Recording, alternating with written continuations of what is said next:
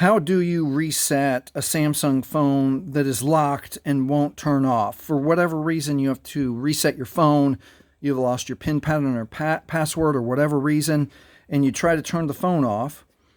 Hit power off, and it still makes you enter the PIN. So there's a solution to that. Remember that it's going to erase your entire phone, all photos, messages, apps. You will still need to log in with your Google or Gmail account once we reset the phone. But here's how we do it. Here's how we bypass that if it won't let us turn off. So let's see. Power off, won't power off. We're going to hold volume down and power at the same time. Probably about 10, 12 seconds, and the screen's going to blink off, and then we're going to switch our fingers to volume up and power. Switch, volume up and power. It's going to blink at us, and then when the Samsung logo comes on, we'll let go. That's how we do it.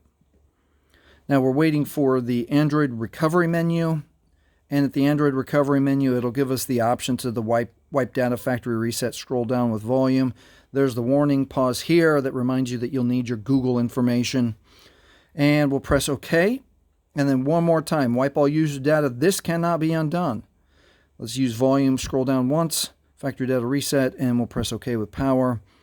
And it'll be done when it says data wipe is complete. It could take a few seconds or up to a minute or two. And now it is safe to reboot the system. And that is how you reset your Samsung phone if it requires your PIN to power it off. Hey, if this has helped you, please like, please subscribe. Thank you for watching.